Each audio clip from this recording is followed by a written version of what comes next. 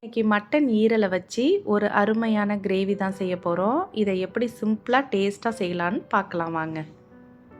இந்த கிரேவி செய்கிறதுக்கு நான் ஒரு 1/4 கிலோ அளவுக்கு மட்டன் எடுத்து அதில் கொஞ்சம் மஞ்சத்தூளும் தயிரும் போட்டு நல்லா வாஷ் பண்ணிவிட்டு அதை தனியாக எடுத்து வச்சுருக்கேன். இந்த மாதிரி வாஷ் பண்ணிங்கன்னா கொஞ்சம் கவுச்சி ஸ்மெல் இல்லாமல் நல்லாயிருக்கும். அடுத்தது தாளிப்புக்கு நான் இந்த பட்டை, கிராம்பு, பே லீஃப், பிரிஞ்சி லீஃப் இதெல்லாம் கொஞ்சம் எடுத்திருக்கேன். அடுத்தது சின்ன வெங்காயத்தை இந்த மாதிரி 2ஆக கட் பண்ணி சேர்த்துக்கோங்க. கட்டாயமாக சின்ன வெங்காயம் சேர்த்திங்கன்னா இதுக்கெல்லாம் நல்லாயிருக்கும். ஒரு தக்காளியை நான் மிக்சியில் அடித்து அதோட பியூரி மட்டும் எடுத்திருக்கேன். 1 ஸ்பூன் அளவுக்கு இஞ்சி பூண்டு விழுது, 2 ஸ்பூன் அளவுக்கு குழம்பு மிளகாய்த்தூள், அடுத்தது ஒரு 1/2 ஸ்பூன் அளவுக்கு கரம் மசாலா. நான் தேங்காய் வந்து 4 சின்ன சின்ன சில்களை எடுத்து மிக்சியில் அடித்து அதை நான் பாலாக எடுத்திருக்கேன்.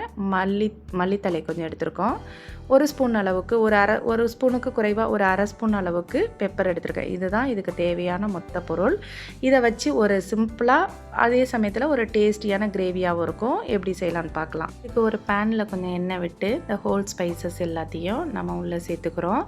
அடுத்தது நம்ம 2ஆக கட் பண்ணி வச்சுருக்க சின்ன வெங்காயத்தை சேர்த்துக்கிறோம். இதில் பார்த்திங்கன்னா இந்த மட்டன் ஈரலில் ரொம்ப நிறைய சத்துக்கள் அதிகமாக இருக்குது. விட்டமின் ஏ இருக்குது, விட்டமின் பி இருக்குது, காப்பர், அப்புறம் வந்து நல்ல அயன் கண்டென்ட் இருக்குது. அடுத்தது ஃபோலிக் ஆசிட் இருக்குது. நீங்கள் வந்து மட்டனாக சாப்பிட்றக்குள்ளக்குள்ளே நமக்கு ஒரு கொலஸ்ட்ரால் தன்மை அதிகமாக இருக்கும். இந்த மாதிரி ஈரலாக எடுத்து இந்த கிரேவி இதெல்லாம் பண்ணி நம்ம காலம்பறையே இட்லிக்கெல்லாம் வச்சு சாப்பிடும்போது டேஸ்ட்டும் நல்லாயிருக்கும். அதே சமயத்தில் வந்து இது உடலுக்கும் ரொம்ப நல்லது. 1/4 கிலோ மட்டன் சாப்பிட்றத விட 1/4 கிலோ அளவுக்கு நம்ம ஈரல் எடுத்துக்கிறது ரொம்ப நல்லது.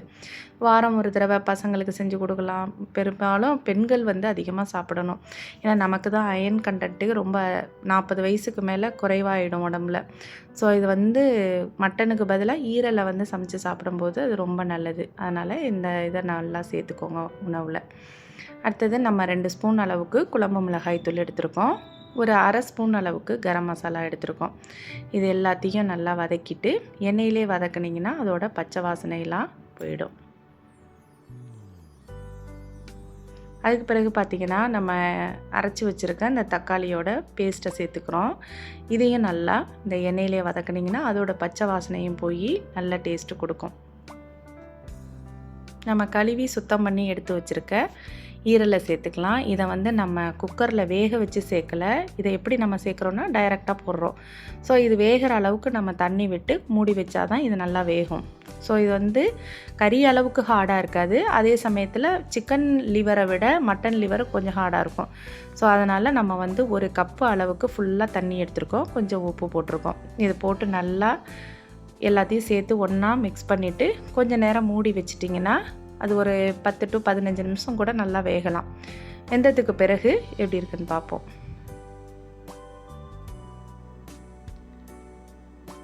இந்த மாதிரி வெந்ததுக்கு பிறகு பார்த்திங்கன்னா நல்லா தண்ணியெல்லாம் அப்சர்வ் பண்ணியிருக்கோம்.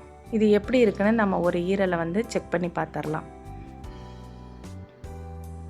இந்த மாதிரி நம்ம கட் பண்ணி பார்க்கும்போது ஈரல் வெந்திருக்கணும். அப்புறம் தான் அடுத்தடுத்த பொருள் சேர்க்கணும். அப்படி இல்லைன்னா நம்ம இன்னும் கொஞ்சம் நேரம் தண்ணி வேணால் லைட்டாக நான் கொஞ்சம் சேர்த்து மூடி வச்சுருங்க. இது நல்லா எண்ணெய் பிரிஞ்சு நல்லா வந்ததுக்கு பிறகு லாஸ்ட்டாக நம்ம இந்த தேங்காயில் வந்து வேறு எதுவும் சேர்க்கலை. முந்திரி, சோம்பு இந்த மாதிரிலாம் எதுவும் சேர்க்கலை. வெறும் தேங்காய் பால் மட்டும் ஒரு எக்ஸ்ட்ரா ஒரு டேஸ்ட்டுக்காக நம்ம சேர்த்துருக்கோம். அடுத்தது கொஞ்சோண்டு கருவேப்பிலை, கொத்தமல்லி சேர்த்துருக்கோம். இது எல்லாம் சேர்த்ததுக்கு பிறகு பார்த்திங்கன்னா நல்லா ஒரு கிரேவி ரெடி ஆகிடும். இது வந்து ஒரு இட்லி, தோசை, சப்பாத்தி, அப்புறம் பரோட்டா இந்த மாதிரி ஏதாவது சாப்பிட்றவங்களுக்கு இது ரொம்ப நல்லாயிருக்கும் சைடிஷாக சாப்பிட்றதுக்கு. அடுத்தது பார்த்திங்கன்னா லாஸ்ட்டாக கொஞ்சம் பெப்பர் தூவி நல்லா ஒரு கிளறி கொடுத்திங்கன்னா அருமையான ஒரு கிரேவி ரெடி ஆகிடும். நல்லா இதை வந்து சாப்பிட்டு பார்த்திங்கன்னா ரொம்ப டேஸ்ட்டாக இருக்கும். தேங்காய் பேஸ்ட்டு போடுறத விட இந்த மாதிரி பாலாக எடுத்து ஊற்றி இது கொஞ்சம் டிஃப்ரெண்ட்டாக இருக்கும். செஞ்சு பாருங்கள். இந்த மாதிரி இன்ட்ரெஸ்டிங்கான ரெசிபீஸ்லாம் வேணும்னா தொடர்ந்து பிரியமான சமையலறையை ஃபாலோ பண்ணிட்டு வாங்க.